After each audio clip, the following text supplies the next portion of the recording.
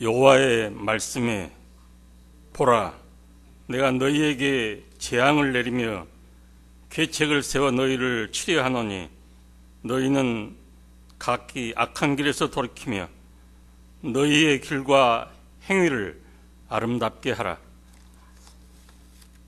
살아계신 하나님 아버지, 올해는 마틴 루터가 종교개혁을 일으킨 지 500주년이 되는 해입니다. 오늘 우리는 그 종교개혁을 돌아보고 기념하기 위해 말씀잔치 첫 시간으로 모였습니다. 이 시간 우리의 예배 가운데 오셔서 영광과 존귀와 찬송을 받으시옵소서.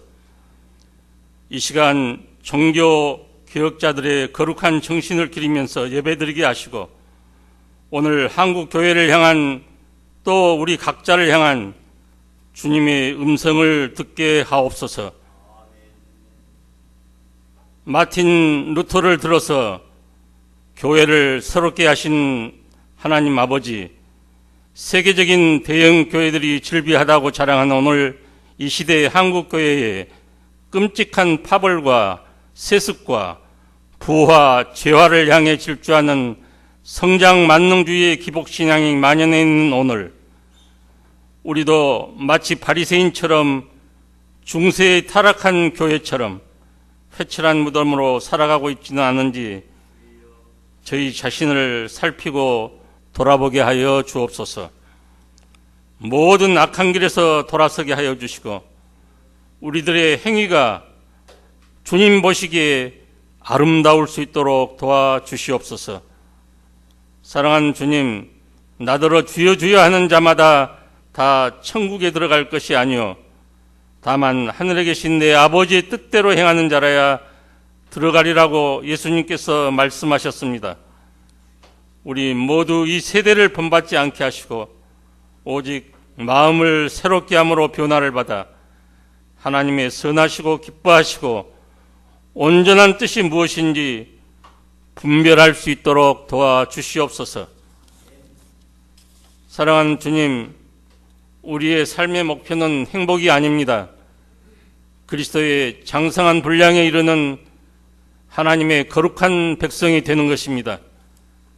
진흙이 토기장이의 손에 있음 같이 우리도 주님의 손 안에 있사오니 거룩한 백성으로 살도록 우리를 주께서 매일 만져주시고 고쳐주시옵소서. 사랑하는 주님, 오늘 우리의 눈에는 가려져 있지만 결국 그 모든 고통이 다 사라지고 없어질 새 하늘과 새 땅을 반드시 만들어 가시는 그리스도만을 바라보게 하시고, 우리는 그리스도가 하시는 일에 동참하는 예수 그리스도의 몸된 교회로 우리 하나 되어서 서로 사랑하고 사랑하게 하시고 새 하늘과 새 땅을 향하여 우리의 종말의 날까지 부단히 개혁하고 또 개혁해 나가는 교회 되게 하여 주옵소서. 주님의 기쁨이 될 수 있는 교회 될 수 있도록 도와주옵소서.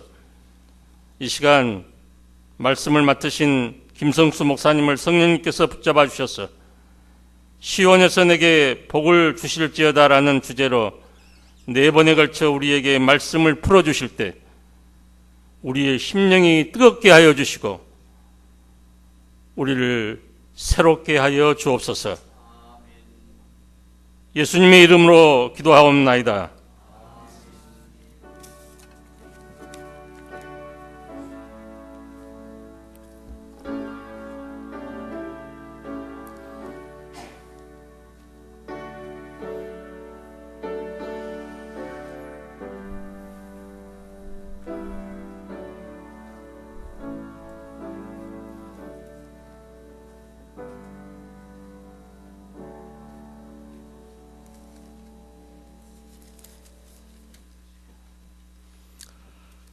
여러분 반갑습니다. 반갑습니다. 빈자리가 상당히 많이 보이는데요. 빈자리가 많을수록 지금 여기 나와 앉은 여러분들이 복받은 자리에 나와 있음을 인해서 감사를 드립니다. 이번 말씀 집회에 네 번의 말씀 모두 앞에 있는 바와 같이 시편의 말씀드립니다. 오늘 첫 시간 시편 120편과 123편을 나누어 주실 텐데요. 본문을 제가 받들어 읽습니다. 내가 환난 중에 여호와께 부르짖었더니 내게 응답하셨도다. 여호와여, 거짓된 입술과 속이는 혀에서 내 생명을 건져 주소서. 너 속이는 혀여, 무엇을 내게 주며 무엇을 네게 더할꼬? 장사의 날카로운 화살과 로뎀나무 숯불이리로다. 매색에 머물며 게달의 장막 중에 머무는 것이 내게 화로다. 내가 화평을 미워하는 자들과 함께 오래 거주하였도다. 나는 화평을 원할지라도 내가 말할 때에 그들은 싸우려 하는도다. 123편입니다. 하늘에 계시는 주여, 내가 눈을 들어 주께 향하나이다. 상전의 손을 바라보는 종들의 눈같이, 여주인의 손을 바라보는 여종의 눈같이 우리의 눈이 여호와 우리 하나님을 바라보며 우리에게 은혜를 베풀어 주시기를 기다리나이다. 여호와여, 우리에게 은혜를 베푸시고 또 은혜를 베푸소서. 심한 멸시가 우리에게 넘치나이다. 안일한 자의 조소와 교만한 자의 멸시가 우리 영혼에 넘치나이다. 아멘. 네 번의 말씀을 전해주실 우리 목사님은 고신대 고려신학 대학교 신학대학원에서 구약을 담당하고 계시며 특별히 시편을 전공하셨습니다. 시편의 말씀을 8편의 말씀을 가지고 4번의 말씀을 나누어 주실 텐데요. 여러분들이 이 기회를 통하여서 시편에 한 발 더 깊이 다가가는 은혜가 있기를 간절히 바랍니다. 교수님 나와 주실 때에 여러분 박수로 환영해 주시기를 바랍니다.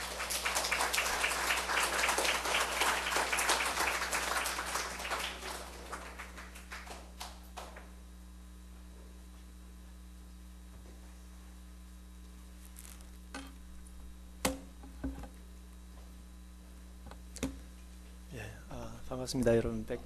네, 초대해 주셔서 감사하고요. 제가 좀 욕심이 많아가지고요.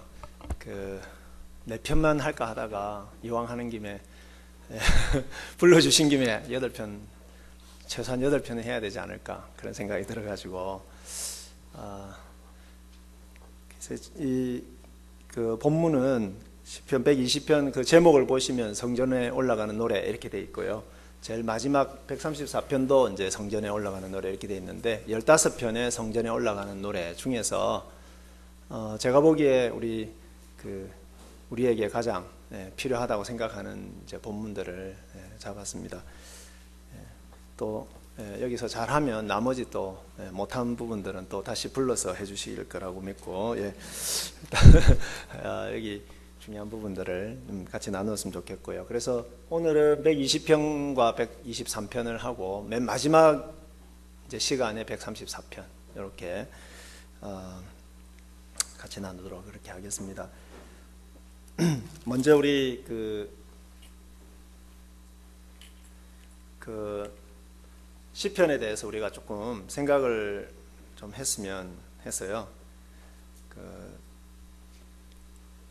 시편에 대해서 조금 이렇게 간단하게 서론적으로 좀 설명을 하고 가도록 그렇게 하겠습니다. 루터 같은 경우는 이제 시편이 작은 성경이다 그렇게 이야기를 했습니다. 제가 루터 신학교에서 박사학위를 받았는데 루터가 시편을 작은 성경이다 그랬거든요. 그래서 그건 뭔 말이냐면 시편을 다 읽으면 성경 전체의 어떤 그 요약을 알 수 있다. 그래가지고 제가 시편을 전공을 했습니다. 이걸 다 하면 시편을 다 이렇게 알면 성경을 다 알 수 있을 것 같아가지고 그리고 또 제가 석사학위는 또 칼빈 신학교에서 했거든요. 그래서 칼빈은 또 뭐라고 그랬냐면은 시편은 영혼의 모든 부분을 해부한 책이다.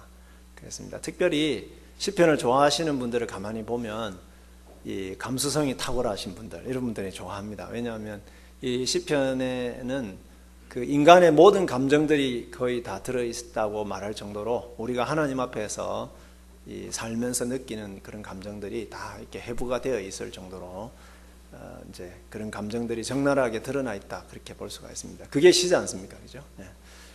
그렇게 말할 수가 있습니다. 그래서 구약의 성도들은 오늘날 우리가 찬송가에 이렇게 해가지고 찬송을 부르듯이 이 시편을 노래로 불렀습니다. 그냥 읽은 것, 뭐 낭송도 있었겠지만 주로 이제 노래를 불렀습니다. 그래서 여기 시편의 제목들에 보면은 무슨 무어에 맞춘 노래 뭐 이런 거 있지 않습니까? 뭐 지휘자를 따라, 그런 것들은 전부 예배 시간에 이 시편이 이런 용도로 불려졌다는 것을 이제 표현을 하고 있는 것이죠. 그렇기 때문에 시편만큼 가까웠던 말씀이 없다, 이렇게 보시면 되겠습니다. 구약 성도들이, 그죠? 예루살렘 성전에 와서 이제 레위인들이 부르거나 같이 부르거나 또 이렇게 하는 것을 통해서 반복적으로 이 시편을 수백 년 동안 이제 부르면서 그 시편을 노래로 부르기 때문에 얼마나 외우기가, 그죠? 좋았겠습니까? 그래서 외우고 노래로 부르고, 그리고 이제 다시 집으로, 가정으로 돌아가서 또 그것을 부르고, 지역에서 또 부르고, 그래서 개인의 노래, 공동체의 찬양, 또 기도, 뭐 이런 것들이 시편이었다고 볼 수가 있겠습니다. 시편이 그러면 오늘날 어떻게 이제 왔느냐, 우리에게 어떻게 오게 됐느냐 하는 것을 우리가 간단하게 볼 필요가 있는데요. 여러분, 우리 뒤에 찬송가 있지 않습니까? 이거랑 비슷하게 생각하시면 되겠습니다. 원래는 다윗이나 모세나, 이 모세의 기도가 90편에 나오지 않습니까? 있고, 또 뭐 솔로몬도 있고, 아삽도 있고, 뭐 고라 자손의 시도 있고, 이렇게 쭉 있는데, 이분들이 시를 썼죠. 또 개인적으로 쓰기도 하고, 예배 시간에 부르기 위해서 지휘자로서 또 쓰기도 하고, 뭐 이렇게 가사를 썼는데요. 그러나 그냥 아무나 이렇게 시편으로 모은 것은 아니고, 하나님과의 관계 속에서 기도하거나 또는 하나님을 찬양하거나 감사하거나 또 하나님에 대한 어떤 신앙 고백을 하거나 이런 그 부분들을 다 같이 모아서 이제 왜 모으게 됐느냐 하면은 성전을 지어야 되니까요. 그래서 성전에서 제사만 드리지 않았습니다. 다윗이 이렇게 보면은 역대기 같은 데 보면 다윗이 미리 찬양대를 다 조직을 하고요. 그리고 뭐 성전 설계도도 다 조직하고 레위인들이, 그죠, 지휘자들 이렇게 다 조직을 해놨는데, 그리고 이미 법궤를 옮길 때 보면은 레위인들이 노래를 막 부르고 있습니다. 그런 것들은 이미 성전이 지어지기 전부터 다윗이 이런 찬양을 불렀다는 것을, 시를 노래로 불렀다는 것을 이제 보여주고 있고, 그리고 이제 성전이 지어지면서 특별히 이 왕국 시대에 이것이 이제 찬양집으로, 책으로 모아지기 시작했다는 거죠. 그래서 우리도 같이 모여서 제도화된 이 교회 속에서 우리가 같이 찬양을 드릴 때는, 그죠, 동일한 찬송가 책을 가지고 부르지 않습니까? 그래서 지금 이거는 무슨 찬송가인지 모르겠는데요. 옛날에는 뭐 동일 찬송가, 그전에는 새 찬송가도 있었고, 뭐 하여튼 그 교단의 교회들은 같은 찬송가를 불렀지 않습니까? 그것처럼 여러 책들이 있었는데 다윗의 기도집도 있었을 것이고, 요거는 이제 어떤 근거에 의해서 이야기하는 겁니다. 그냥 뭐 추측이긴 하지만, 고라 자손의 시집, 이런 노래집도 있었을 것이고, 또 아삽의 시집도 있었을 겁니다. 그런 찬송집들이 있었을 것이고, 그것들을 이용해서 예배를 드릴 때에 같이 하나님께 이제 찬양을 불렀다라고 볼 수가 있습니다. 그래서 그걸 모아서 이렇게 쭉 불렀는데, 여러분들이 이렇게 보면, 제가 이게 예를 들어서 찬송가 15장을 딱 보니까요, 하나님의 크신 사랑, 이렇게 제목이 있고요. 그 다음에 성경 구절이 또 장 갈로로 이렇게 되어 있고요. 왼쪽에 보니까 통 55 이렇게 되어 있어요. 통 55. 무슨 뜻이겠습니까? 네? 여러분들도 잘 모르시죠? 목사님은 금방 아시는데요. 통 55 이렇게 되어 있거든요. 옛날에 통일 찬송가는 55장이다, 그런 뜻이거든요. 근데 이게 한 500년 이후에 이거를 누군가가 발견을 했다고 생각해 보십시오. 이거를 귀한 자료를 발견을 한 거예요. 그래가지고 찬송가를 딱 보니까 통 55 이렇게 적혀 있는 거예요. 이해가 되시겠습니까, 여러분? 500년 후에 어떤 사람이 이걸 발견하고, 여러분들도 무슨 신경을 잘 안 쓰고 계시는데, 그죠? 그래서 오늘날 제목은 붙어 있기는 붙어 있는데, 뭐, 아옐레 샤할에 맞춘 노래, 예, 이런 뭐, 그죠? 새벽 사슴 뭐 무슨 노래 뭐 이런 것도 있고, 지휘자를 따라 이것도 번역이 다 다릅니다. 사실은 70인역 번역, 70인역은 뭐 그거를 종말을 위하여 뭐 이렇게 또 번역하기도 하고요. 그래서 뭐 믹담, 그죠? 그런 거 있지 않습니까? 그죠? 이렇게 보면 제목이 이렇게 나와 있지 않습니까? 근데 여러분들 무슨 뜻인지 전혀 모르고요. 예, 또 이게 무슨 곡조 같은데 어떤 곡조였을까? 그건 모릅니다, 우리가. 그 왜 그러냐 하면은 너무 오래돼 가지고요. 또 포로로 잡혀가기도 하고 이러면서 이제 그 곡조를 의 의미를 모릅니다. 우리가 의미를 모르지만 중요한 것은 시편이 전수되어 왔는데, 그럼 왜 그런 제목들이 붙어 있었겠습니까? 예배 시간에 불러야 되니까 안내를 해줘야 될 거 아닙니까? 그래서 여기 보니까 보통으로 이렇게 돼 있어요. 이게 무슨 뜻일까요? 우리 찬송가에 보니까 보통으로 돼 있지 않습니까? 무슨 뜻일까요? 예, 그죠? 보통 사람들만 불러라는 뜻입니까? 예. 보통 빠르기로 불러라는 거죠. 예, 그리고 여기 보니 이름이 또 적혀져 있어요. 그 C 웨슬리 1700 몇 년 이렇게 돼 있고요. 이쪽에는 오른쪽에는 보니까 뭐 J 뭐 이렇게 돼 있고 1870년 이렇게 돼 있어요. 그래서 왼쪽은 작사자고 오른쪽은 작곡자거든요. 그죠? 예, 이렇게 돼 있습니다. 그러니까 여러분 우리 성경 시편을 읽을 때 여기 보니까 성전에 올라가는 노래 이렇게 돼 있지 않습니까? 이게 도대체 뭐냐? 사실 우리는 이게 번역이지만 이게 번역이 아니고 해설이거든요. 성전에 올라가는 노래라는 성전이라는 단어가 없습니다. 거기 보면.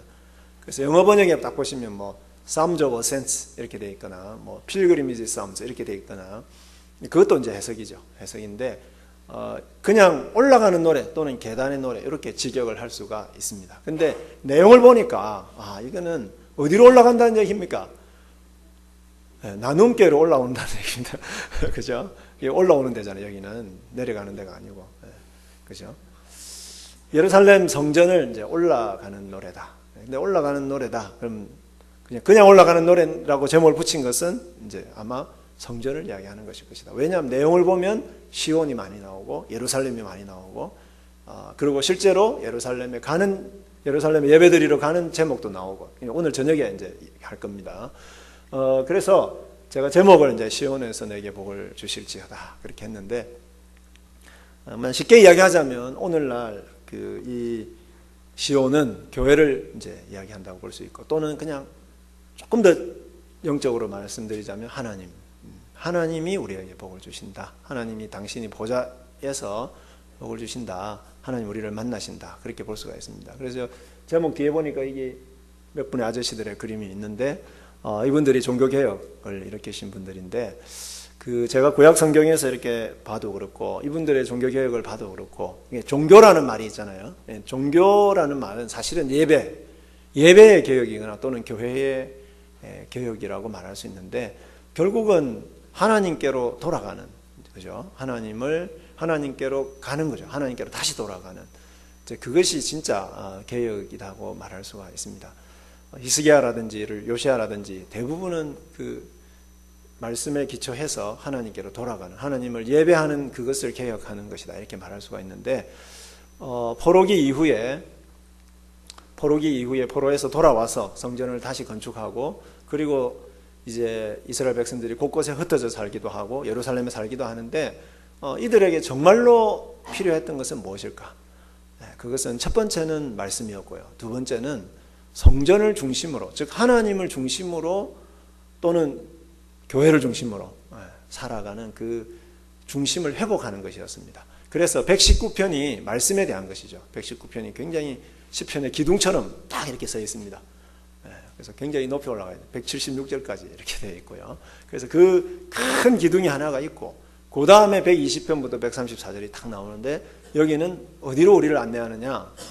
성전으로, 즉 하나님께로 우리를 이제 안내하고 있다. 그렇게 우리가 생각을 하시면 좋겠습니다. 그래서 이런 그 성전 중심의 우리 예배를 부를 때에 하나님을 찬양하거나 하나님께 기도하거나 뭐 이런 것들이 있었고, 그런데 예배를 잘 드리다가 포로가 되어서 잡혀갔지 않습니까? 포로가 되어서 잡혀가 버리니까 이제 예배를 드릴 수가 없죠. 성전을 잃어버렸기 때문에. 그러면 여러분, 포로로 잡혀가 있는 사람들이 가장 하나님을 만나기 쉬운 방법이 뭐였겠습니까? 제가 생각하기에는 말씀인데 말씀을 외우거나 이렇게 하는 건데 가장 쉽게 이분들이 그죠? 입에 탁 이렇게 붙어 있었던 것은 시편이었다 이렇게 말할 수가 있고요. 그래서 이분들이 포로로 잡혀가 있는 동안에도 노래를 만들고 또 옛날에 불렀던 시편들을 다시 같이 모은 거죠. 모으고 그렇게 했다가 다시 포로에서 돌아와서 성전을 다시 짓고 오늘날의 이 형태로 150편 5권으로 이렇게 구분을 했습니다. 나중에 좀 보여드리겠는데 그래서 최종적으로 오늘날의 형태로 시편을 쭉 배열을 하면서 신학적인 분명한 의도를 가지고 그냥 이렇게 쭉 배열한 게 아니고요. 신학적인 의도를 가지고 쭉 배열을 했습니다. 그래서 모세가 5권의 성경을 쓴 것처럼 시편도 5권입니다. 그죠? 하나님의 말씀으로 5권을 기록을 했다 이렇게 볼 수가 있습니다. 그래서 시편의 구조를 우리가 잠깐 한번 보시면 1편과 2편은 서론입니다. 서론. 네. 그래서 그 두 가지 행복의 길을 제시를 해주고 있습니다. 복 있는 사람은 이렇게 시작하지 않습니까? 요거는 행복하도다 이런 사람은 이렇게 번역하는 게 좋습니다. 어떤 사람이 복이 있느냐? 말씀을 묵상하는 사람, 그 말씀대로 살려고 하는 사람이 복이 있는 사람이다. 두 번째로 2편도 복이 있도다. 그러면 맨 마지막에 보면은 복이 있도다. 여호와께로 피하는 자는 그렇게 되어 있습니다. 사실은 거기서 여호와라는 단어는 없습니다. 그냥 그라고 되어 있어요. 그에게 피하는 자는. 그래서 두 가지로 해석할 수 있죠. 여호와께로 피하는 자가 복이 있거나 메시아에게로 피하는 자가 복이 있다. 그렇게 말할 수 있죠. 간단합니다. 그래서 피하는 게 뭐냐? 기도하는 것이죠. 그래서 여러분, 제가 여러분이 행복하게 살 수 있는 길을 알려드리겠습니다. 그죠? 하나님 말씀대로 사시고 그리고 하나님께 열심히 기도하시면 됩니다. 굉장히 쉽죠, 그죠? 근데 말이 쉽고 말은 쉬운데 이제 굉장히 힘든 건데요. 근데 행복의 길을 제시를 하는데 여러분 서론은 책을 쓸 때에 서론은 항상 제일 나중에 씁니다. 그죠? 책 전체를 다 정리하고 난 다음에 그 책 전체의 내용을 요약할 수 있거나 안내하는 걸로서 서론을 붙인다는 거죠. 그 시편 1, 2편은요 제일 마지막에 쓴 겁니다. 시편 제일 마지막에 썼을 가능성이 제일 높다는 거죠. 그래서 표제가 없어요. 그죠? 이 제목을 붙일 필요가 없어요. 왜? 자기가 제일 마지막에 시를 다 모으신 분이 제일 마지막에 자기가 쓴 거기 때문에 제목을 붙일 필요가 없죠. 그렇게 안내를 하고 146편에서 150편은 할렐루야로 시작해서 할렐루야로 마치는 6편의 시편으로 쫙 피날레가 이렇게 장식이 되고 있습니다. 그래서 여러분 우리의 인생은요 하나님 나라가 완성될 것이기 때문에 그날에 저와 여러분과 그리고 온 세상 피조물들이 하나님을 찬양하는 그날이 올 겁니다. 그것을 소망하면서 제일 마지막에 그 할렐루야로 마무리를 한 겁니다. 그래서 이런 이제 의도가 있죠. 그러니까 시편에 그 의도가 있는 거예요. 그냥 이렇게 시편을 아무렇게 한 게 아니고요. 그래서 우리 찬송가도요 마찬가지입니다. 찬송가도 제일 앞에는 주제가 뭐냐면 주로 성령, 그죠? 제목들이 주제가 주로 성령으로 되어 있지 않습니까? 그 다음에 가운데는 뭐 아침과 저녁도 나오고 주제별로 이렇게 쭉 되어 있죠. 그러니까 아무렇게나 된 건 아니고 그런 것처럼 이것도 그 나름대로의 어떤 그 신학적 의도를 가지고 쭉 이렇게 시편이 정리가 되어 있다는 건데 그 각 시편 마지막에 여러분 자세히 보시면 41편, 그 다음 72편, 89편, 106편 이렇게 마지막에 보면 전부 아멘, 아멘 이렇게 끝나요. 여호와를 송축하라, 아멘, 아멘. 너희는 하나님 백성들이 여호와를 송축할지어다, 아멘, 아멘 이렇게 맞춰요. 그래서 모든 그 시편들 각각 마지막마다 오직 하나님만이 영광을 받으시기를 그렇게 노래하고 있습니다. 우리가 마지막 날에 하나님을 배울 때 아마 그 송영을 하게 될 겁니다. 그 송영을 하고 지금도 물론 예배 시간에 송영을 하지만 그렇게 하게 될 거고요. 그리고 1, 2, 3권은 기도 시편이 많습니다. 기도 시편이 많아요. 그래서 우리가 제목은 시편이라는 말의 그 히브리어 의미는 찬양이라는 뜻입니다. 찬양. 그렇지만 실제로 장르별로 보면은 기도가 찬양보다 더 많습니다. 더 많고요. 그래서 우리도 찬송가에도 찬송가 이렇게 되어 있지만 뭡니까? 예를 들면 죄인 오라 하실 때에 날 부르소서. 이거는 기도입니까? 찬양입니까? 그렇죠. 기도죠. 기도에다가 곡을 붙인 거죠. 기도에다가. 뭐 하소서 이렇게 시편 읽는 방법 한 가지 알려드리겠습니다. 시편을 딱 보시는데 뭐 하소서 이렇게 돼 있잖아요. 그러면 장르를 뭘로 딱 규정하면 되겠습니까? 기도 이렇게 정하시면 됩니다. 네. 쉬워요. 네. 찬양하라 이렇게 놓으면 뭘까요? 찬양 시편이죠. 감사하라 나오면 감사 시편이고 그죠? 네. 그래서 이것만 알아도 시편을 묵상하는데 굉장히 도움이 됩니다. 네. 그죠? 뭐 하십시오, 해주십시오, 하소서. 그죠? 이제 그런 게 돼 있고, 그 다음에 이제 요거는 그냥 학자들의 견해인데 저도 여기에 동의를 합니다만은 1, 2구는 다윗 왕조가 세워지는 그런 이제 과정에 대한 노래인 것 같아요. 그래서 다윗의 노래가 압도적으로 많고요. 그 다음에 73편에서 89편은 나라가 망했습니다. 견고하게 세워졌던 나라가 불순종으로 인해서 망했다는 게 89편이 제일 마지막에 89편을 딱 보면은 하나님 왜 망하게 하셨습니까? 왜 왕을 버리셨습니까? 이렇게 끝나요. 그래서 이것은 주로 포로기 때 썼을 포로기를 이제 상징적으로 보여주고 4권 5권은 이제 그 포로기에서 회복되어서 자 회복이 됐는데 지금 우리 이제 성전에 올라가는 노래도 그때 이제 이렇게 쭉 편집을 했다고 볼 수가 있는데요. 회복이 됐는데 여러분 느헤미야와 그죠? 에스라 이런 시대를 여러분 생각해 보면 그분들이 정말로 간절하게 기대했던 것이 무엇일까요? 성전 세워졌습니다. 율법도 가르칩니다. 그 다음에 또 뭐 되겠습니까? 예루살렘 성벽도 완공했습니다. 그런데 뭐가 없습니까? 그렇죠. 왕이 없죠. 왕이. 네, 그래서 왕을 기다리는 겁니다. 네, 왕을 기다리는. 그래서 이 다윗 왕조가 왜 이런 식으로 여러분 이 시편을 쭉 편집을 했겠습니까? 이분들이 정말로 기다리는 사람은 다윗이거든요. 그죠? 하나님 나라를 회복시킬 제2의 다윗, 메시아를 기다리는 겁니다. 메시아를. 그래서 경고함과 멸망과 회복을 소망하는데 여기에 보시면 146편에서 150편이 할렐루야로 시작해서 할렐루야로 마치는데 137편부터 아니죠. 138편부터 145편까지 전부 다윗의 노래가 갑자기 나옵니다. 그러니까 앞에 다윗의 노래가 많이 나오다가 중간에 거의 잘 안 나오다가 맨 마지막에 다윗의 노래가 한꺼번에 쫙 나옵니다. 그 뭘 보여주겠습니까? 그죠? 다윗이 오실 것을, 다윗의 아들 메시아가 오실 것을 기대하면서, 그래서 하나님 나라가 회복될 것을 기대하고 소망하면서 그 다윗의 시편을 거기다 맨 마지막에 두었다라고 추측할 수 있는 겁니다.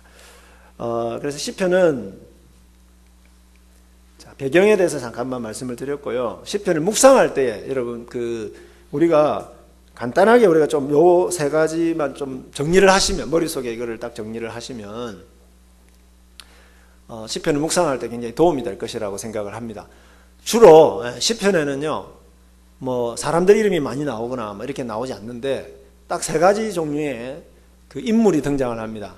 첫 번째는 하나님 또는 주님, 그죠? 주님은 뭡니까? 그냥 부를 때 당신인데 사실은 히브리어로 보면 당신이에요, 당신. 그런데 하나님한테 어떻게 당신이요 이렇게 말할 수가 있습니까? 우리 지금 국어 어법으로 보면 다 틀린 거거든요. 하나님 보고 당신이시여 뭐 이렇게 당신이요 이렇게 하는 거는 어떻게 하든지 우리가 좀 이렇게 극존칭 하려고 하지만 이건 보통 그죠? 이 존대잖아요. 예사 존대.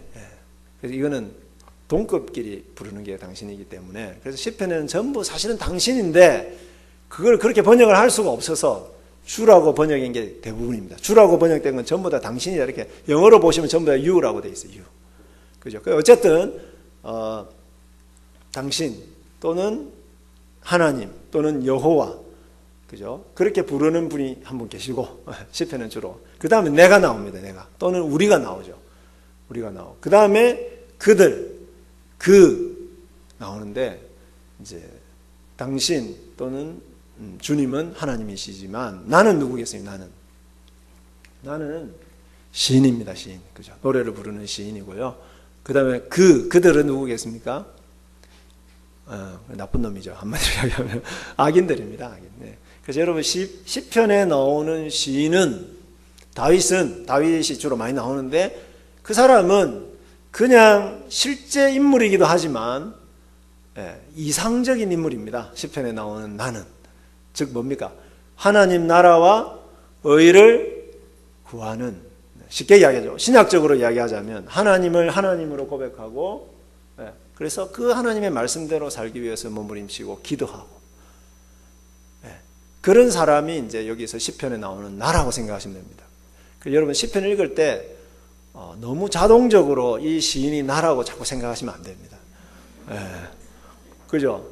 약간 나쁜 짓 해놓고 시편 읽을 때는 이 사람이 나라고 자꾸 생각하면, 오히려 어떤 때는 이게 보면은 원수로 내가 선을 행했더니 그가 나에게 악으로 갚았고 했을 때 자기를 어디에다 적용을 해야 될지를 잘 생각하셔야 돼요. 혹시 내가 이 악인이 아닌가를 생각해야지. 맞아, 내가 그 인간한테 내가 옛날에 그렇게 했는데 걔가 나한테 악으로 갚았어, 이렇게 우리가 너무 쉽게 이렇게 생각하면 안 돼. 적용을 나라고. 근데 이제 대체로 우리가 성도들은 여기 있겠죠, 그죠? 하나님 말씀대로 살고 하나님만을 왕으로 의지하는 요겁니다. 두 가지입니다. 제가 시편 1편, 2편을 요약을 해드렸는데, 말씀대로 사는 것, 그 다음에 하나님을 의지하는 사람, 다른 대상이나 다른 것들을 의지하지 않고 하나님을 의지하는 사람, 이런 사람을 우리는 의인이다 그렇게 부르죠. 그래서 시편에 나오는 시인들은 나는 주로 누구냐, 이런 의인들을 가리킨다고 보시면 되겠습니다. 그리고 이들을 대표하는 사람이 왕이라고 말할 수가 있겠고요. 그리고 여기에 악인들이 나오는데, 이 악인들의 특징은 뭐냐 하면 교회 밖에 있든지 교회 안에 있든지. 근데 여기에 나온 악인들이 이스라엘 사람이 많겠습니까? 이스라엘 사람 아닌 사람들이 많겠습니까? 그렇죠. 이스라엘 사람이 훨씬 많습니다. 그죠? 예를 들면 다윗은 악인이 누구겠습니까? 사울, 도액, 뭐 이런 사람이죠. 그러니까 같은 교회 다니면서 만나가지고 맨날 저주하고 욕하고 사기치고 공갈하고 이렇게 하는 거죠. 그러니까 오늘날 이 일이 오늘날 우리 한국 교회에 있는 모습이 이렇게 참 오래 전부터 있었던 일이다 이렇게 생각하시면 되겠고, 그럼에도 불구하고 그래서 하나님을 부인하고 의로운 사람을 핍박하는 사람들, 이렇게 생각하시면 되겠고, 이게 이제 국가적인 관계에서는 이방 나라들이 되겠죠. 블레셋이라든지 뭐 이런 이방 나라들이 쳐들어오는 것을 생각하시면 되겠습니다. 그래서 전체적으로 시편은 이렇습니다. 의인이 하나님을 의지하고 하나님 말씀대로 사는데, 악인이 그렇게 사는 사람들을 억압하고 착취하고 거짓말하고 이렇게 해서 그죠? 자기 이익을 챙기는 거죠. 제가 이제 시편 120편 하면서 좀 더 말씀드리겠습니다만은 그래서 그러니까 이 시편 기자는 주로 당하는 사람입니다. 늘 빼앗기는 사람입니다. 그 사람을 시편에서 뭐라 그러냐? 온유한 자, 가난한 자, 궁핍한 자, 이런 식으로 표현합니다. 나는 가난하고 궁핍합니다. 말씀대로 사는데 사기치고 억압하고 남들 착취하고 이런 사람들이, 그죠? 인간적인 그런 걸로 해가지고 그렇게 어렵게 살아가는 사람들을 그죠? 뺏어가고 뭐 이렇게 핍박하고. 그래서 이분은 그런데 어떻게 합니까? 그 악인한테 직접 보복을 하지 않고 어디로 갑니까? 하나님께로 가는 거죠. 그러면 하나님이 그 기도를 들으시고, 그죠? 기도 응답을 해주십니다. 그러면 누구에게 갚는 게 되겠습니까? 그게 이쪽으로는 악인들을 심판하시는 걸로 나타나는 겁니다. 그것을 경험하면 어떨까요? 의인이 역시 하나님은 살아계신 분이다, 역시 하나님은 의로운 통치자다 하는 것을 새롭게 경험하게 되죠. 경험하면 가만히 있을 수 있습니까? 구역 모임에 나와서 간증할 수밖에 없잖아요. 그래서 그 간증이 뭘까요? 감사. 그게 감사십니다. 감사시. 깊은 웅덩이와 수렁에서 나를 끌어내시고 뭐 이렇게 하셨도다. 네, 기도를 응답하셨도다. 이런 거 있잖아요. 이런 시편들은 간증 시편입니다. 간증 시편. 그것을 감사 시편이다 이렇게 말하고요. 그리고 이런 간증들이 모여서 찬양이 되는 것입니다. 우리가 오늘 목사님이 그 시작할 때 읽으셨던 것이 바로 찬양 시편입니다. 하나님의 성품, 하나님의 하나님 되심, 하나님의 거룩하심, 하나님의 위엄, 하나님의 왕권을 노래하는, 함께 모여서 이런 이제 것들이 시편이 찬양 시편이다 그렇게 볼 수가 있습니다. 그래서 우리의 인생은 이게 계속 이렇게 돌아가는 겁니다, 그죠? 고통 당할 때 여러분 하나님 앞에 나가서 기도하고, 기도했을 때 하나님이 응답해 주심으로써 우리가 하나님의 은혜를 새롭게 경험하고 감사하고 찬양하고, 그러다가 또다시 고통을 당하고 또 이런 어떤 우리의 삶이 반복이 되는데, 중요한 것은요, 이 사이클에 우리가 들어있으면 하나님 나라는 자동적으로 이런 과정을 통해서 하나님 나라는 전진한다는 것이죠. 그죠? 다윗의 고난이 그냥 고난이 아니죠. 다윗이 기도하고 얼마나 많이 울부짖었겠습니까? 그래서 그 기도를 응답해 주실 때마다 하나님 나라는 한 걸음씩 한 걸음씩 전진해 나갔던 것이다. 그렇게 보시면 좋겠고요. 그래서 우리의 고난은, 우리의 어떤 기도 응답이나 또는 감사와 찬양은 모두 다 하나님 나라를 전진시키는 이제 그러한 하나님의 역사이다. 이렇게 보시면 되겠습니다.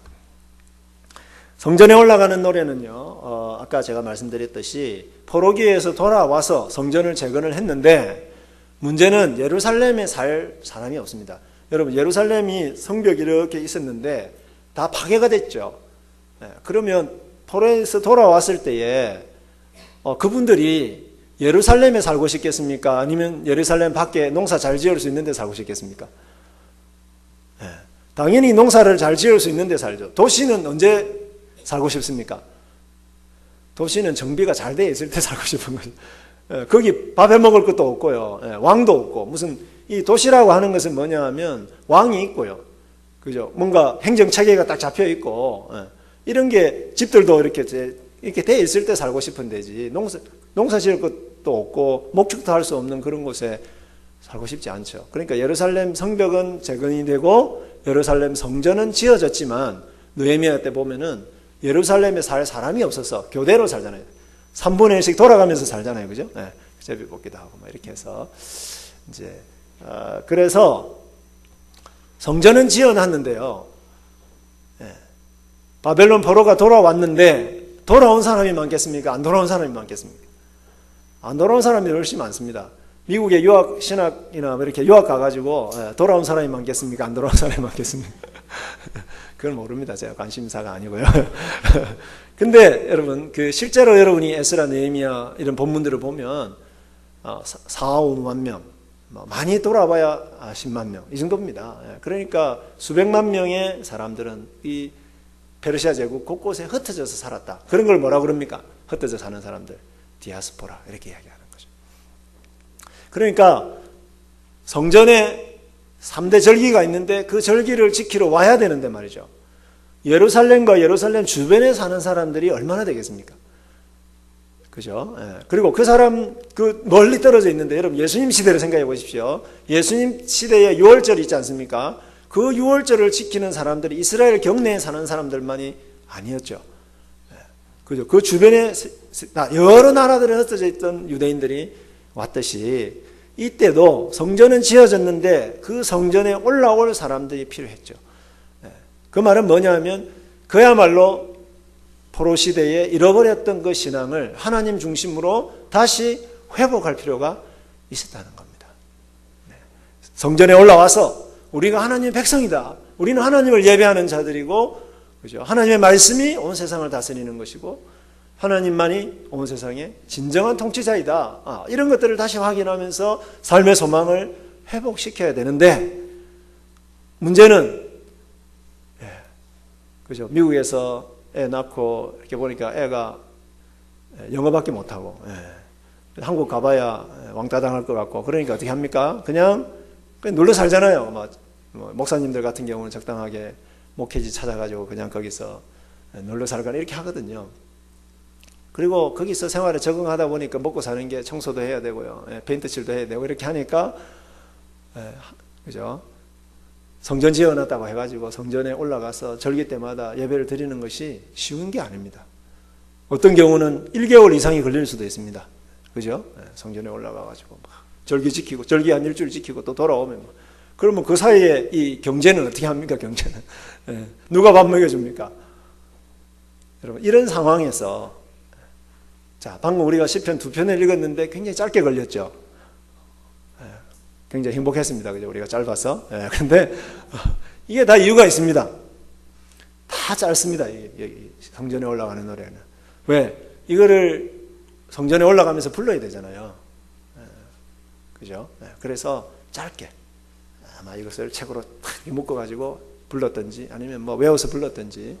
그래서 그 성전에 올라가는, 왜 우리가 성전에 가야 되느냐? 성전에 가서 우리가 무엇을 해야 될 것인가? 이런 것들을 이제 이 시편을 가지고 노래를 했다라고 볼 수가 있고, 그래서 예루살렘과 시온의 또는 하나님의 집 이런 표현들이 굉장히 많이 등장을 하고, 그래서 아까도 말씀드렸듯이 119편이 말씀이라면 나머지 15편은 예배 회복, 성전으로의 회복, 이것이 포로에서 돌아온 사람들의 진정한 회복의 길이다 하는 것을 이제 보여주고 있다, 그렇게 볼 수가 있습니다.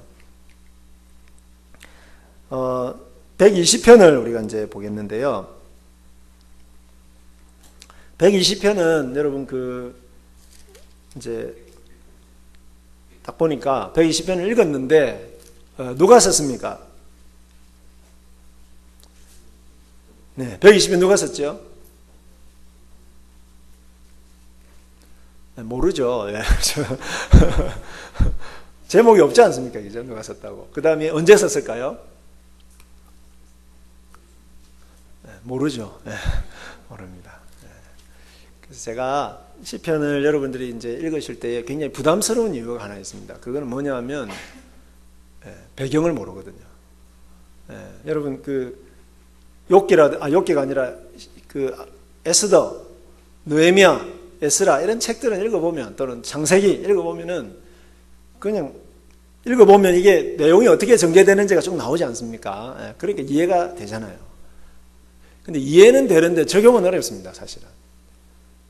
그래서 아브라함이 사라를 자기 누이라고 속였다는 게 도대체 나하고 무슨 관계가 있냐. 그 역사적인 어떤 이야기는 알겠는데, 참 이야기가 재미있다, 이렇게 그건 알겠는데, 참 도대체 이게 무슨 의미가 있을까, 나한테 어떻게 적용하면 될까, 이게 참 쉽지가 않아요. 근데 시편은 그 이야기를 모르겠는 거예요, 사실은.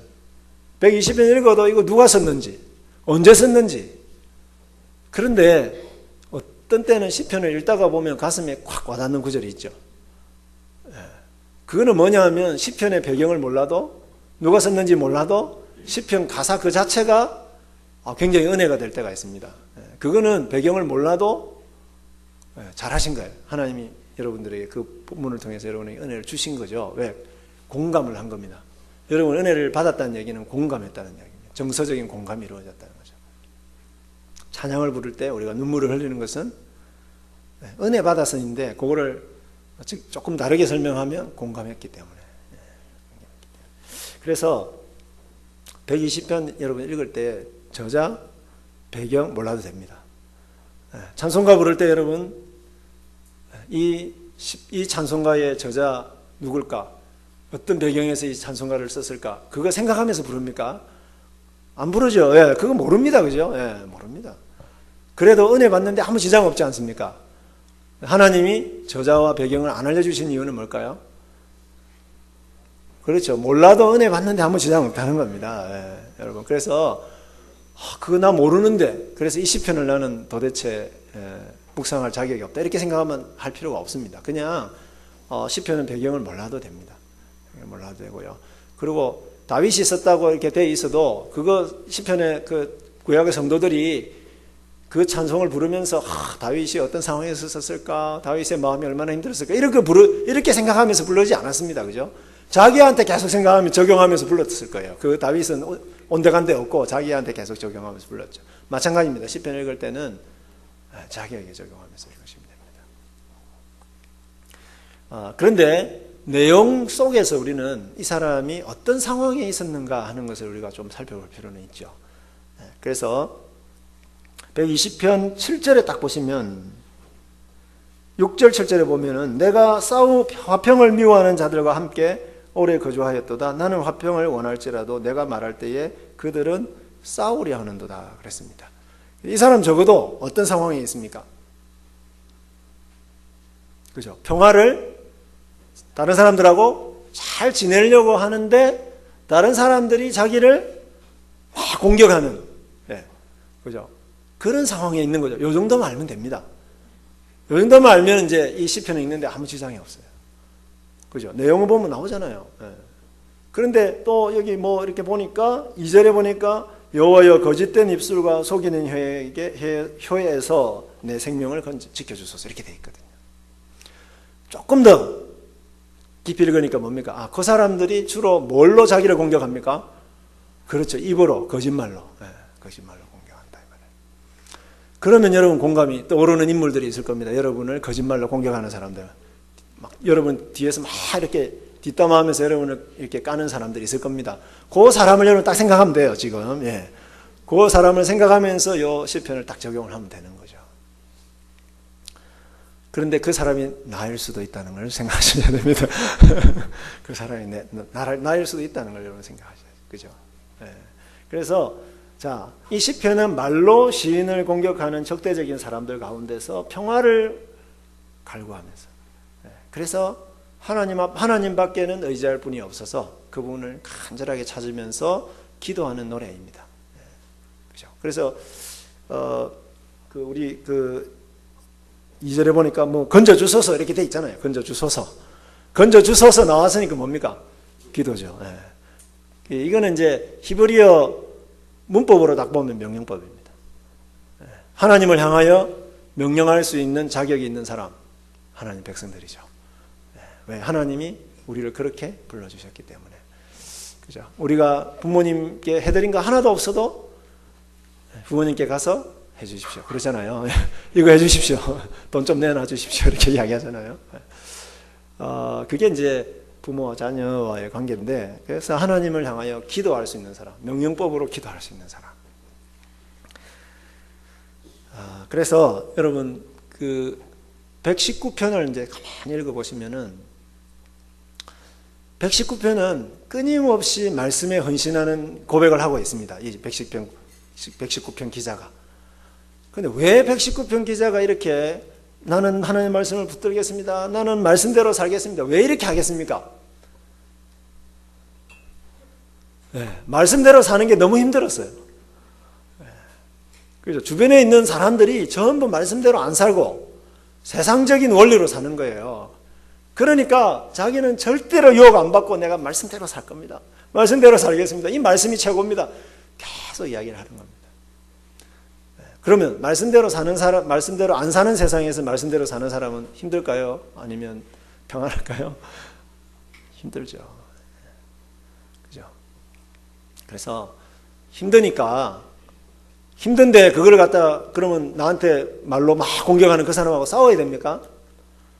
또 싸울 수는 없잖아요, 우리가 하나님 백성으로서. 그래서 어떻게 해야 됩니까? 그러면 그래서 하나님께로 가는 거죠.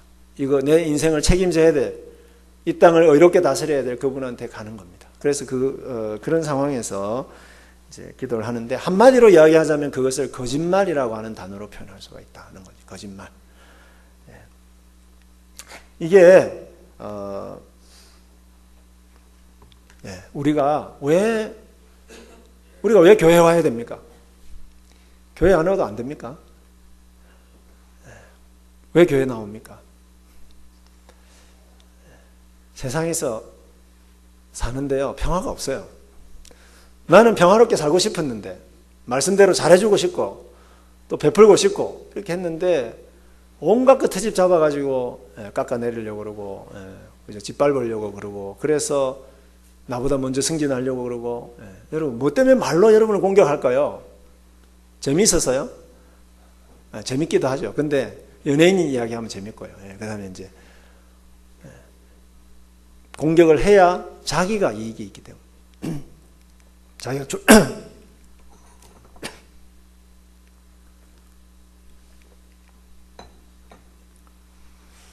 출세할 수 있고, 먼저. 그죠? 여기 말이라고 하는 것은 세계관을 보여주는 겁니다. 가치관을 보여주는 거죠. 그래서 사람들은 절대로 다른 사람을 좋게 이야기하지 않습니다. 특별히 경쟁자에 대해서는. 그죠? 어떻게 하든지 자기가 앞서 나가야 되고 자기가 이익을 챙겨야 되는데, 그렇게 하기 위해서는, 그죠? 나와 경쟁이 되는 사람 또는 내가 막말한 사람, 보니까 어리숙하고 이런 사람들을 말로 쳐야 되죠. 그래서 여기서 거짓말이라고 하는 이 단어는 바로 이제 그런 세상 사람들의 가치관을 보여주는, 그 속에서 살아가는 어떤 우리가, 그러면 우리는 평화를 구하면서 살아야 되는데, 그럼 그 고통은 어떻게 하겠느냐. 내가 거기서 당하는 고통은 어떻게 하겠느냐. 말로 받아쳐요? 하나님께로 가야 되는 겁니다. 그래서 우리가 교회 오는 겁니다. 그리고 교회 오니까 나만 그런 줄 알았더니, 그죠? 모집사님도 똑같고, 모집사님도 그렇고, 그래서 구역에서 서로 나누면서 또 같이 기도하고 이렇게 하는 거예요. 그래서 나눈 교회로 올라오는 겁니다. 지금 올라오는 거죠. 그게 바로 예루살렘으로 가는 이제 목적이죠. 그래서 이 사람은 지금 예루살렘에서 멀리 떨어진 데서 메섹과 게달이라고 이렇게 지명이 나오는데, 그런 지명으로 불리는 굉장히 좀 이렇게 예루살렘에서 떨어진 그런 곳에서 굉장히 고통을 당하면서 살고 있는데, 거기서 지금 하나님을 부르고 있는 거죠. 근데 그 하나님 어디 계십니까? 예루살렘 성전에, 물론 거기도 계시지만 그 당시에 상징적으로 예루살렘 성전에 좌정하고 계신다라고 이야기하지 않습니까? 특별히 오늘날도 우리가 고통을 당할 때 우리가 그 자리에서 기도할 수 있죠. 그렇지만 우리가 그걸 가지고, 그 아픔과 고통을 가지고 어디로 옵니까? 교회로 오는 거죠. 하나님의 임재하시는 이 공동체 가운데 와서 같이 기도하고 힘을 얻고 그리고 하지 않아요. 아버지 집에 오는 거죠. 아버지 집. 이게 바로 성전에 올라가는 이제 그 첫 번째 움직임. 그것은 거기에 계신 하나님을 기억하는 거죠. 그분을 향하여 울부짖는 것. 거기부터 이 성전에 올라가는 그것이 시작이 되는데, 그래서 1절은 하나님의 기도 응답을 확신하는 것이고 2절과 4절은 2절의 4절은 하나님의 구원을 간구하는 겁니다. 하나님 건져 주십시오. 왜냐? 하나님은 악인들을 심판하시는 분이니까요. 그리고 5절에서 7절은 나는 지금 이렇게 힘듭니다. 이렇게 구조가 되어 있습니다. 사실은 이제 논리적 순서로 보자면 이게 먼저입니다. 이게 먼저고요. 이게 너무 힘듭니다. 그래서 내가 이렇게 기도하니까 건져 주십시오. 이렇게 이제 할 수가 있는 거죠. 근데 이거를 가만히 보시면 여러분 이제 옛날에 우리 국어 시간에 했던 거 좀 해볼 필요가 있습니다. 해볼 필요는 시를 이제 감상하실 때 있는데 1절, 2절의 제일 첫 단어가 뭐냐면 여호와입니다. 그리고요 2절과 3절의 제일 마지막 단어가 뭐냐? 속이는 혀입니다.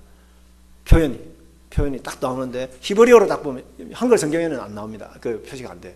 히브리어로 딱 보면은 속이는 혀가 제일 마지막에 끝에 딱 나와요. 그리고 4절에 날카로운 화살 로뎀나무 숯불이 나오고 5절에 보니까 제일 마지막에 살다가 나오고 첫 단에 또 살다가 나오고, 그죠? 그리고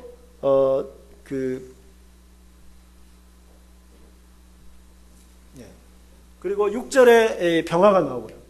그리고 7절에 또 평화가 나와요. 여러분, 단어가 반복이 된다는 것은 뭐 때문에 반복합니까? 그렇죠. 중요하니까. 주제를 표현하기 위한 것이죠. 그래서, 자, 이 사람은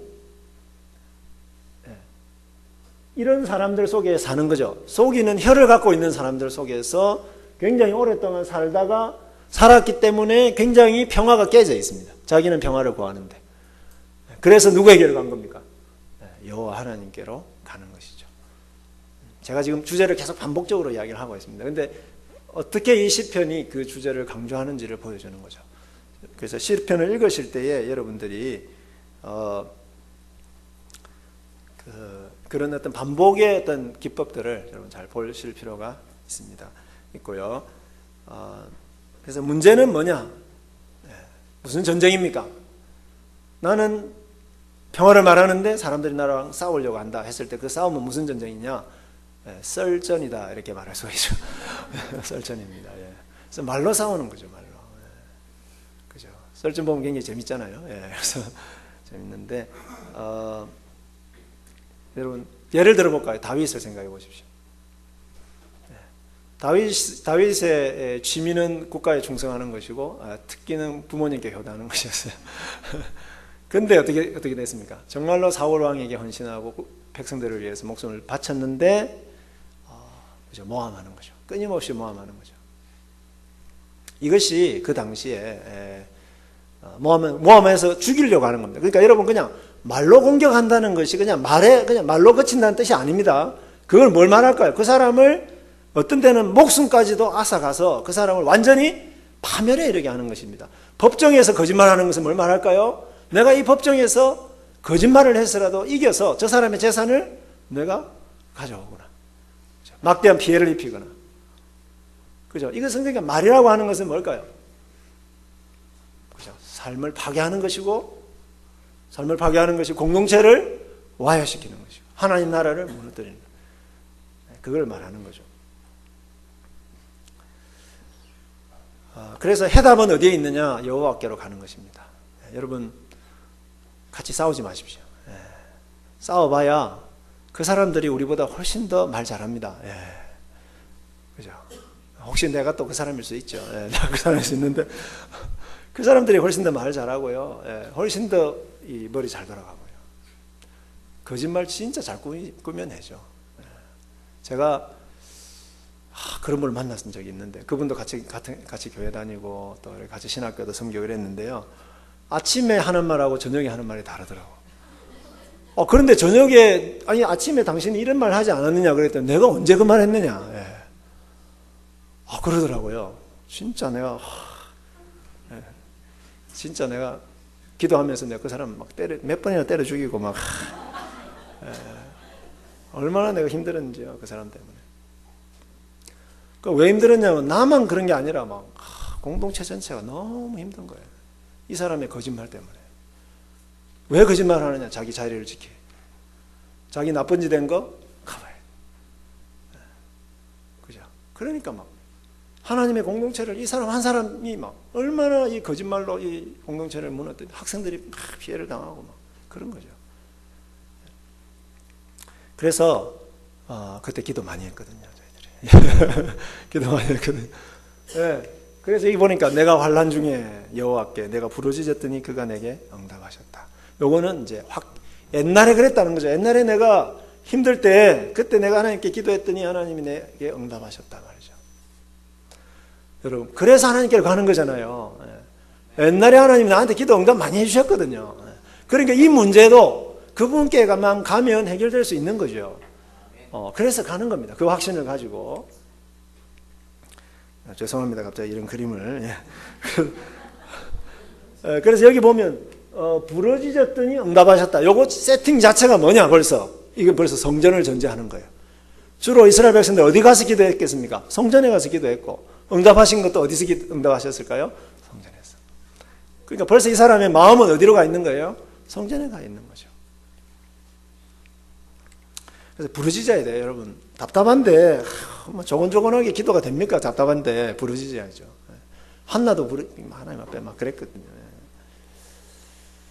그리고 기도 내용을 같이 한번 읽어볼까요? 여호와여, 내 영혼을 거짓된 입술과 속이는 혀로부터 건져주십시오. 그래서 딱 단도직입적으로 딱 이야기합니다. 그죠? 거짓말하고 사기치고 그래서 공동체를 무너뜨리고 하나님의 교회를 무너뜨리고 주로 교회에 많습니다. 그죠? 여러분 한나가 같은 교회 다니는 버닌나하고 같은 집에 살았거든요. 그렇죠? 그래서 한나는 아들이었고 버닌나는 아들을 낳았는데 아침 저녁으로 만날 때마다 이 같은 교회 다니는 이 집사님이 만나가지고 형님 참 좋겠어. 형님은 하나님께 저주받아가지고 아들도 못 낳고 참 어떻게 그렇게 사는지 모르겠네. 나 같으면 죽겠다.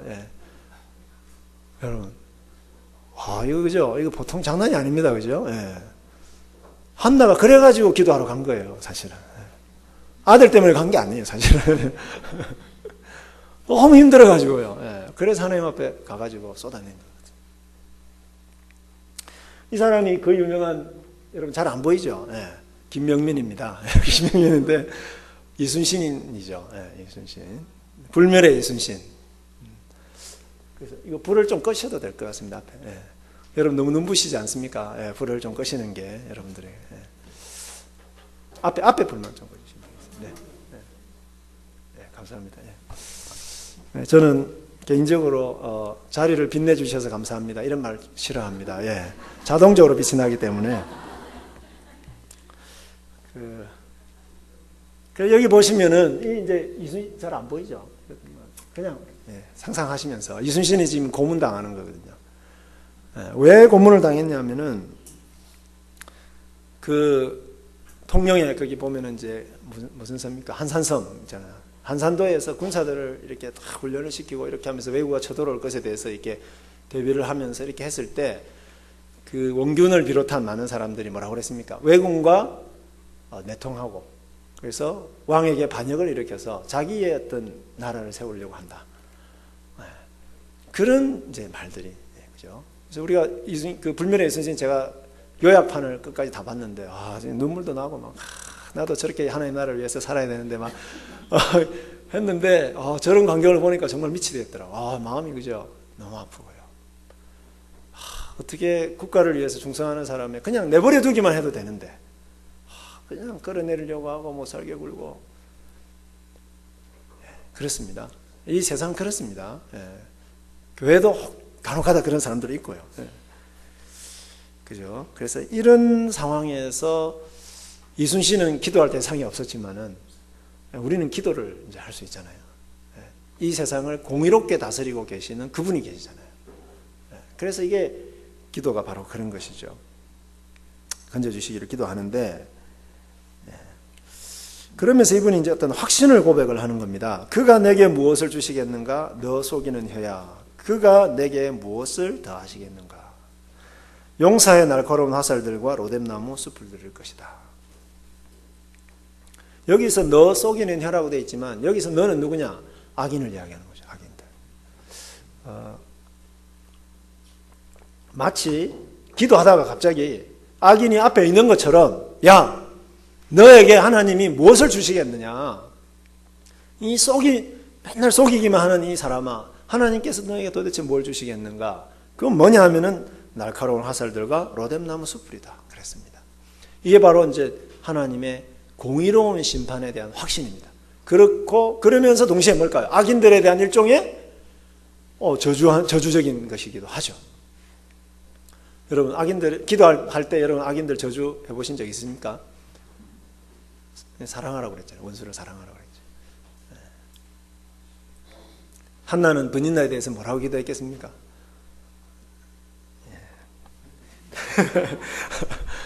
답은 조금 이따가 보시도록 하겠습니다. 이게 지금 로뎀나무거든요. 잘 안 보이겠지만 이 로뎀나무가 이 사막 기후에 그냥 이렇게 드문드문 이렇게 나 있거든요. 그만큼 이 생명력이 질긴데, 그러다 보니까 이게 이 로뎀나무 숯불이 굉장히 오래 탄답니다. 그래서 탈무드에 이렇게 보시면 어떤 탈무드에 이렇게 나와요. 장막절에 피워놓고 떠난 로뎀나무 불이 6월절에 돌아와 보니 아직도 타고 있더라. 하여튼 유대인들도 뻥이 많아요. 여러분, 야고보서에 보면은 혀는 뭐라고 그랬습니까? 생을 불사르는, 생의 그 바퀴를 불사르는 불이라고 그랬어요. 불이라고 그랬습니다. 그 다음에요, 시편을 가만히 보시면은 그 사람이 나에게 비수처럼, 말을 하는데 나에게 비수처럼 이렇게 비수를 꽂고 있고, 그 다음에 말의 화살을 나에게 쏴가 나를 막 상처를, 고통을 주고. 여러분, 무슨 말을 듣는데 막 여기에 칼로 에이는 듯한 그런 때 있죠, 여러분. 그걸 이야기하는 겁니다. 원수가 지금 자기에게 그렇게 말로 막 공격을 하는 거죠. 예를 들어서 아까 버니나처럼. 진짜 너무너무 힘들지 않습니까? 좀 고통스럽고 죽고 싶고요. 죽고 싶고. 그런 사람들에게 하나님이 어떻게 보복을 해주셔야 될까요? 만약에 하나님이 의로우신 하나님이시라면, 정말로 공의롭게 하나님이 다스려야 된다면 그 사람들에게 뭘로 주셔야 될까요? 정확하게 갚아주셔야죠. 뭘까요? 숯불하고 화살이라는 겁니다. 이것은 비유적인 표현이지만 하나님이 정확하게 그들이 저나 의인들에게 행하는 그 말로 상처 주고 고통 주는 그것에 대해서 하나님이 정확하게 심판하셔야 되지 않겠느냐. 하나님은 그러신 분이 아니냐 하는 것을 확신을 가지고 기도하는 것입니다. 여러분, 이 확신 갖는 거 쉽지 않습니다. 왜냐하면 그 사람이 계속 잘 되잖아요. 제가 아까 말씀드렸던 그분도 참 잘 나갔어요. 제가 그렇게 막 힘들었고 막 몇 년 동안 이렇게 했는데도 참 잘 나가더라고요. 재판하면 이기고요. 재판하면 힘들더라고요. 그런 상황에서도 하나님이 이런 분이다라고 하는 것을 확신을 갖는 게 쉽지가 않습니다. 하나님이 온 세상을 공의롭게 다스리시는 분이다. 믿는 것이 쉽지가 않아요. 이게 믿음인데 참 힘들어요. 그러니까 견디기가 힘든 거죠. 견디기가 힘들면 어떻게 합니까? 내가 가서 보복해버리는 거지. 견디기 힘드니까 어떻게 해요? 내가 그냥 맞받아 쳐버리는 거예요. 그러면 실패하는 거죠. 실패하고 어떻게 해야 되느냐? 이분처럼 이렇게 하면 되는 거죠. 기도하고요. 그리고 그 원수에 대해서 그 원수가 행하는 악행에 대해서 엄밀하게 이야기하자면 그 원수가 행하는 악행에 대해서 저주하는 겁니다.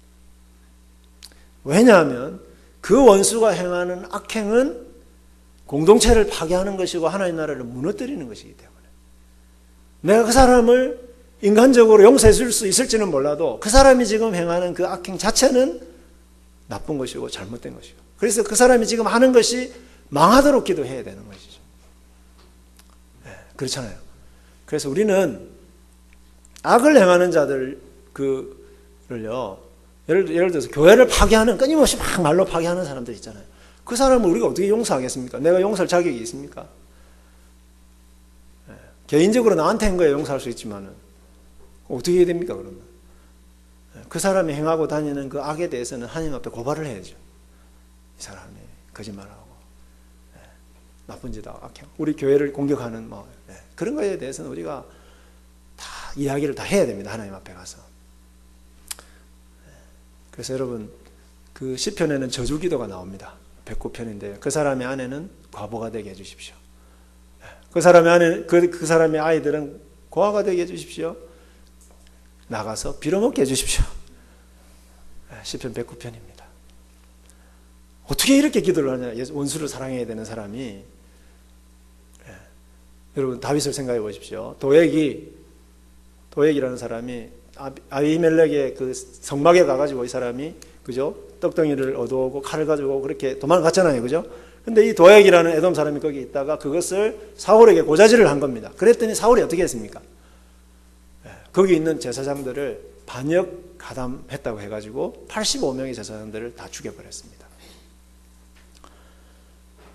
그럼 몇 명의 과부가 생겼을까요?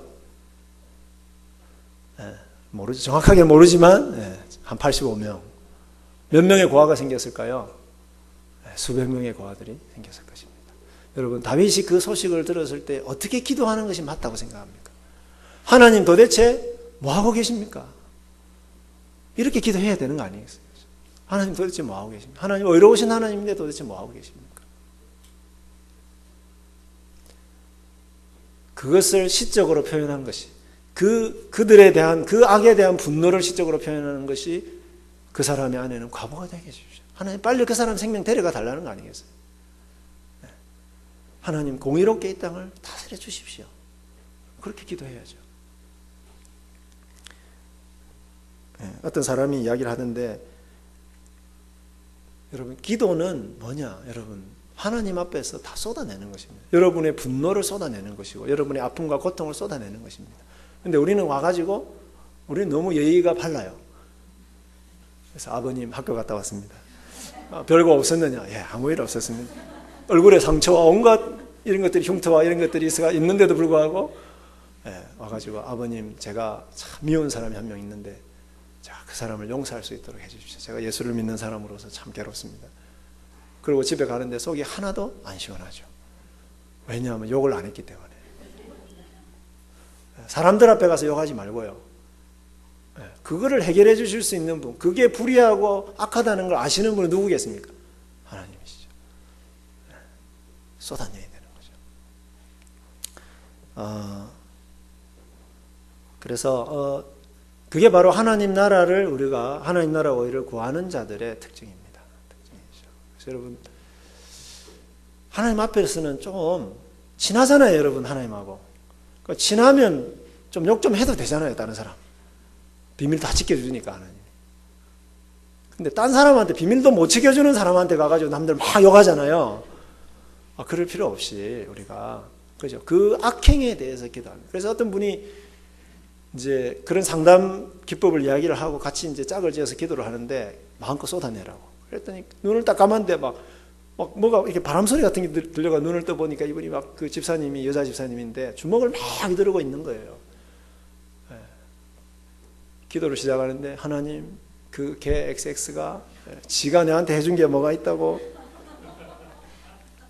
맨날 술 먹고 와가지고 때리고 부수고 아이들 때리고 하나님 언제까지 하나님 이렇게 하실 겁니까? 그 인간이 하는 일 빨리 망하게 해주십시오. 누구겠습니까, 그 인간이? 잘은 모릅니다만 남편일 가능성이 높겠죠. 한 20분을 막 그렇게 욕을 하더니 하나님 앞에서, 그러더니 갑자기 눈물을 쫙 흘리면서, 하나님, 그래도 그 인간이 하나님을 알면 그러겠습니까? 그죠? 그 남편을 위해서 기도를 하는 거죠. 그 인간이 너무 불쌍합니다. 그래서 여러분 조목조목 하나님 앞에서 좀 말을 좀 많이 하셔야 돼요. 저는 제 딸이 둘이가 있는데 어떤 딸이 좋으냐, 하루 종일 일어났던 일에 대해서 막 조잘조잘하면서 이야기하는 딸이 훨씬 더 좋습니다. 아버님 학교 다녀왔습니다. 별거 없었느냐? 예, 아무 일 없었습니다.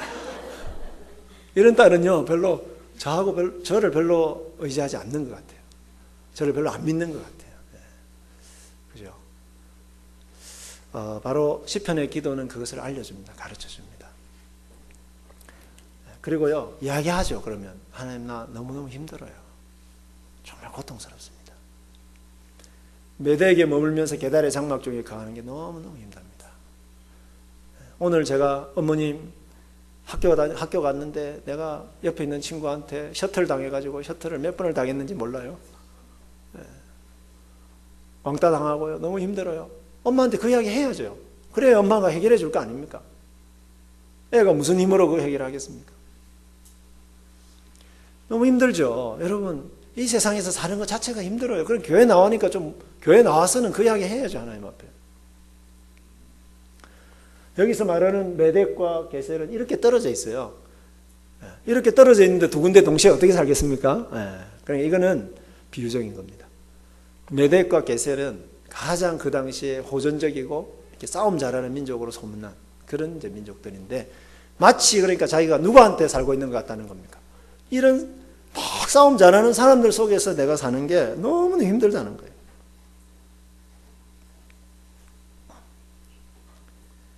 네. 그래서 이렇게 표현하죠. 평화를 미워하는 자들이다. 그렇게 표현을 합니다. 여러분, 이겁니다. 네. 너무 힘듭니다.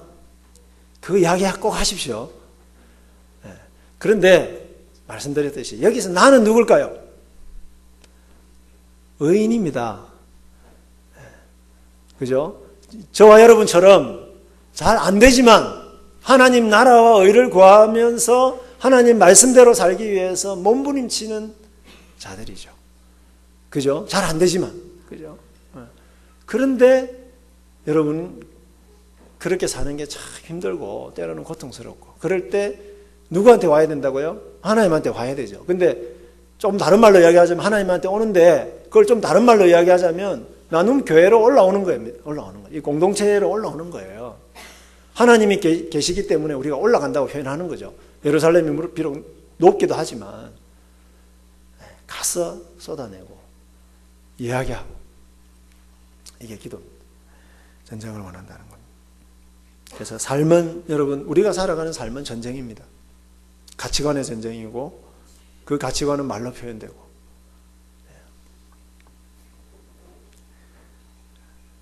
그래서 우리는 그럼에도 불구하고 우리는 뭐 하는 사람입니까? 나는 뭐를 원하죠? 평화를 원하죠. 샬롬을 원하는 사람입니다. 우리는 하나님 나라의 질서를 한마디로 이야기하자면 샬롬입니다. 하나님 나라의 질서. 여러분, 질서 정연한 것을 샬롬이라고 표현하는 겁니다. 이 히브리어 샬롬이 평화로 화평으로 번역이 됐는데요. 질서 정연한 것, 하나님 나라의 질서가 잡혀 있는 것. 그러니까 제가 이렇게 질서가 잘 잡혀가지고 몸이 건강한 거, 이걸 뭐라고 그럴까요? 몸의 샬롬이라고 그러는 거죠. 네. 가족들끼리 관계가 잘 질서가 잡혀가지고 관계가 좋은 거, 그걸 보고 뭐라고 그럴까요? 샬롬이라고 하는 거죠. 네.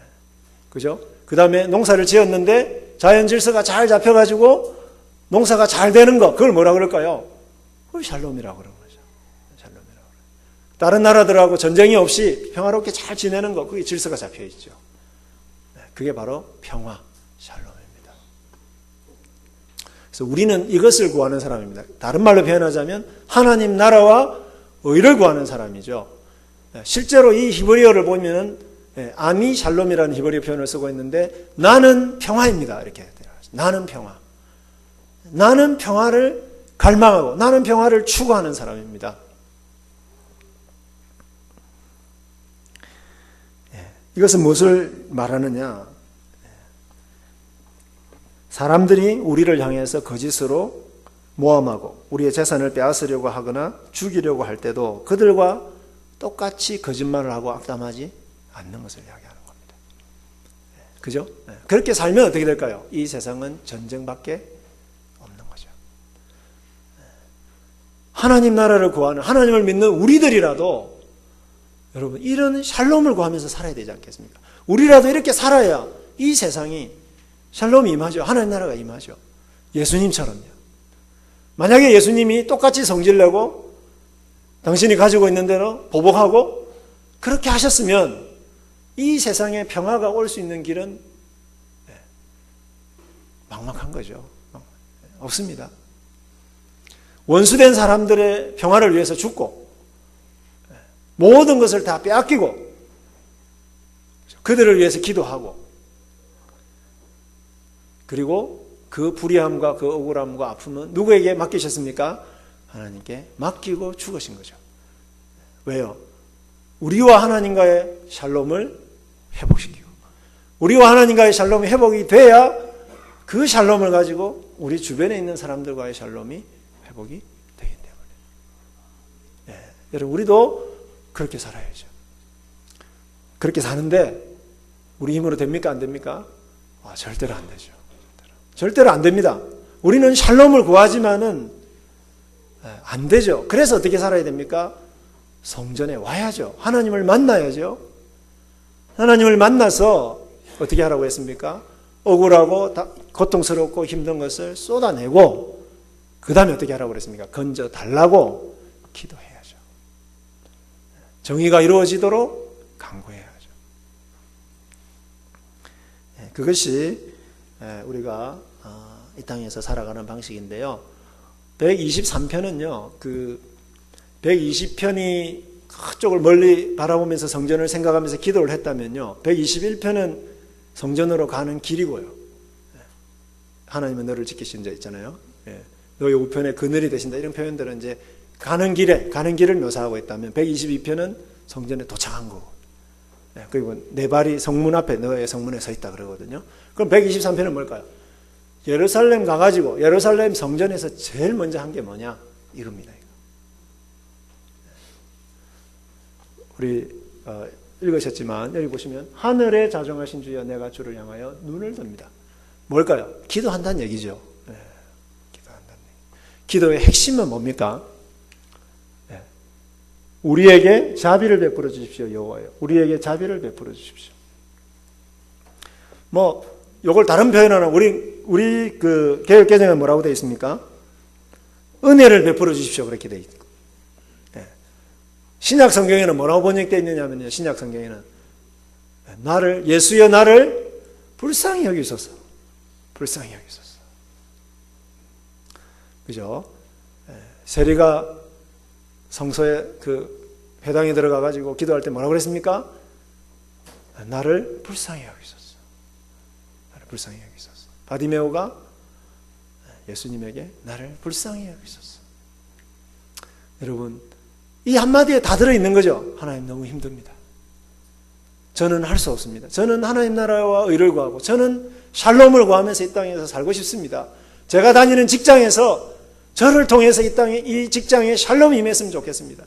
저 때문에 이 직장이 잘 됐으면 좋겠고 저 때문에 제가 있는 부서가 화목했으면 좋겠고 저 때문에 이 직장이 의롭게 공의롭게 운영되었으면 좋겠고 근데 하나님 안 됩니다. 저는 안 됩니다.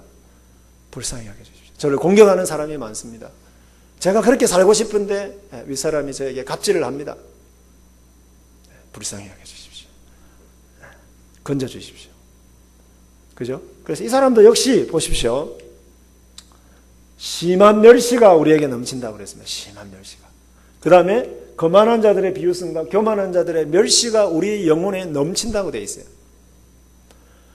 아까 뭐라고 되어 있습니까? 시편 120편에서 나는 평화를 원하지만은 그들은 나와 싸우려고 한다. 뭘로요? 거짓말과 쏘기는 말라. 상황은 똑같죠. 그러니까 기도하러 성전에 가기 전에 먼저 기도했는데 성전에 도착하자마자 하나님 앞에 바로 쏟아내는 말이 바로 그거라는 거죠. 누구에게 지금 이야기를 하고 있습니까? 하늘에 좌정하신 아도나이. 여기서 주는 당신이 아니고 아도나이. 주인이십니다. 주인. 그죠? 여러분, 하늘에 계신 우리 아버지 그러지 않습니까? 하늘에 계신 우리 아버지. 그 말은 뭐냐 하면은요, 하나님이 하늘에 있다는 뜻이 아니고요. 그죠? 하나님이 하늘에 계십니까? 막 붕붕 떠다니십니까? 하늘에서. 그 말은 뭐냐 하면, 우리와는 차원이 다른, 그죠? 하늘은 뭘 말할까요? 온 세상을, 그죠? 다스리는 일종의 장소를 상징하는 거죠. 그러니까 하나님은 온 세상을 유일하게 이 세상을 다스리시는 전능하시고 거룩하시고 온전하신 유일하신 참 하나님을 부르는 말이죠. 그래서 여러분 주기도문에서 하늘에 계신 우리 아버지여 할 때는 바로 그것을 표현하는 것입니다. 사도신경에 나는 전능하신 하나님 천지의 창조주를 믿습니다. 이렇게 고백하잖아요. 그분이 누구라는 거죠? 우리의 아버지라는 겁니다. 그래서 성전에 가서 이분은 기도를 하는데 하나님, 성전에 계신 하나님 이렇게 말하지 않습니다. 이 성전은 뭘까요? 그러면 임재를 상징하는 장소죠. 예수 안 믿는 사람들이 하나님을 만나기 위해서 어디로 와야 될까요? 교회로 가야죠. 왜요? 여기가 바로 하나님의 임재를 상징하는 장소이기 때문에. 그럼에도 불구하고 우리가 기도할 때는 어떻게 기도해야 될까요? 하늘에 계신 우리 아버지요. 나눔 교회에 임재하시는 아버지요. 이렇게 우리가 기도를 하는 것입니다. 그래서 우리의 기도의 대상이 누구인지를 정확하게 알아야죠. 아까 우리 120편도 여호와요. 여호와요. 그랬습니다. 여러분, 우리의 기도의 성패는 첫 번째 단어에 달려 있습니다. 첫 번째 단어 뭘까요? 어떻게 부릅니까? 하나님을? 삼위 하나님, 거룩하신 아버지, 하늘에 계신 우리 아버지. 여러분, 이 고백을 정확하게 담아서 기도해야 됩니다. 그래서 로이드 존스 목사님은 뭐라고 그랬느냐? 주기도문에서 제일 중요한 거, 하늘에 계신 우리 아버지요. 우리는 기도하러 와가지고 이름은 대충 불러놓고 우리가 원하는 걸 막 이야기하지 않습니까? 그거를 여러분 예를 들어서 그러면 내 기도를 딱 써놓고요. 거기다가 하나님 대신에 부처님 해가지고 이렇게 한번 해보십시오. 아무 관계 없으면 이 부처님 해도 이 기도가 전혀 어색하지 않는다고 한다면 우리 기도 잘못하고 있는 거죠. 내가 지금 누구한테 기도하고 있는지를 알아야 되지 않습니까? 하늘에 계신 좌정하신 온 세상을 다스리시는 그분에게 기도를 하고 있기 때문에 지금 내가 당하고 있는 이 엄청난 멸시와 천대와 그죠? 평화가 없는 이 땅에서 당하는 이 모든 고통을 그분에게 올려드리면서 하나님 자비를 베풀어 주십시오. 우리를 좀 불쌍히 여겨 주십시오. 이렇게 기도할 수 있는 겁니다.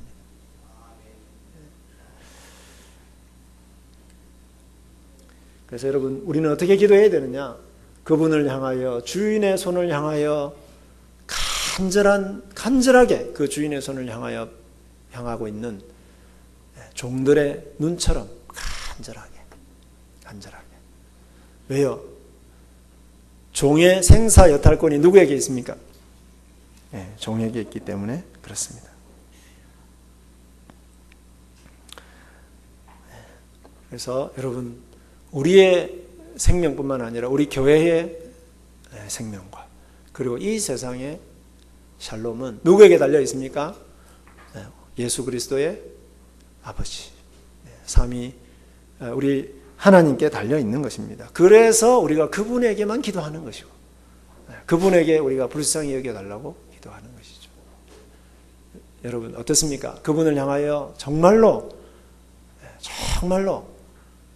종이 주인을 향하여 정말로 자비를 간절하게 기대하는 그런 눈빛으로 우리가 우리 교회에 와서 또 개인적으로 하늘에 계신 우리 하나님을 향하여 우리가 기도하고 있는가? 정말로 내 마음과 내 마음의 아픔과 고통과 상처와 이런 것들을 정말 쏟아내고 있는가?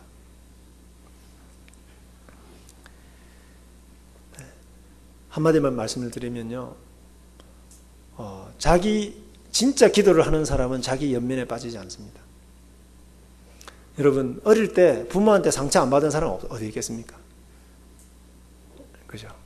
우리 세상에서 상처 안 받은 사람 없습니다.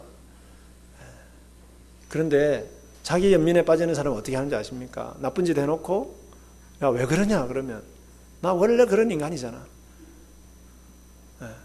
나 원래 어릴 때 엄마한테 이렇게 상처 많이 받았고, 나 이렇게 상처 많이 받았고. 그러면 안 되죠. 그죠? 어떻게 해야 되겠습니까? 상처 받았으면 어떻게 해야 되겠습니까? 쏟아내야죠. 엄마를 욕하고 싶으면 욕을 해야죠. 하나님 앞에서. 너무 억울했잖아요, 그때. 그래서 하나님이 치유해 주시도록. 우리가 하나님 앞에서 우리의 원수들에 대해서 욕을 해야, 그래야 그 사람들의 영혼을 바라보며 사랑할 수가 있습니다. 사울을 하나님 앞에 고발하면서 다윗이 얼마나 욕을 했겠습니까? 그러니까 사울을 자기가 죽일 수 있을 때 어떻게 했겠습니까? 살려준 거죠. 왜요? 하늘에 계신 하나님이 그를 알아서 해주실 것을 믿었기 때문에, 그 영혼을 불쌍히 여겼기 때문이죠.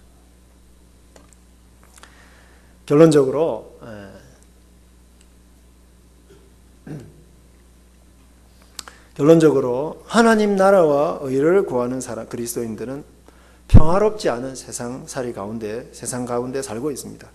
사람들은 중상모략을 하고요, 비방을 하고 조롱하고 거짓말을 하고 악플을 답니다. 심지어는 폭력과 살인까지 동원해서 자기들의 이익을 챙기려고 합니다. 교회에도 안타깝지만 교회 내에도 그런 사람들이 있습니다. 그러면 이런 세상에서 우리 그리스도인들이 어떻게 살아야 되겠습니까? 이런 거짓이 난무하는 세상에서도 성도는 의롭게 살아야죠. 하나님 나라를 구해야죠. 그걸 한마디로 이야기해서 평화를 구하는 자, 샬롬을 구하는 자라고 말할 수 있는 겁니다. 그런데 그렇게 살기 위해서는 어떻게 해야 되겠습니까? 우리 힘으로 안 되니까 어떻게 해야 되겠습니까? 끊임없이 하나님 앞으로 가서, 끊임없이 교회로 나와서, 그죠? 그분 앞에 엎드려서 그 악을 고발하고 정의를 행해 주시라고 하나님 앞에 간구하고 우리를 고통에서 건져 주시기를 기도하는 것입니다. 이것을 통해서 하나님이 그 기도에 응답해 주실 때에 뭐가 이루어지겠습니까? 우리의 그 기도를 통해서, 우리의 그 탄식을 통해서 이 땅에 하나님 나라가 이루어지는 것입니다. 자, 기도하고 마치도록 하겠습니다. 살아계신 하나님 아버지, 참으로 감사합니다.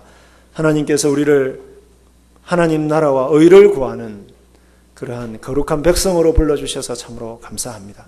하늘에 계신 우리 아버지, 우리는 이 땅에서 샬롬을 구하면서 하나님 나라와 의를 구하면서 살고 싶습니다. 하나님, 그렇지만 그 샬롬을 깨뜨리려고 하는 자들이 얼마나 이 세상에 많습니까? 하나님의 교회에 샬롬을 무너뜨리려고 하는 자들이 얼마나 많습니까?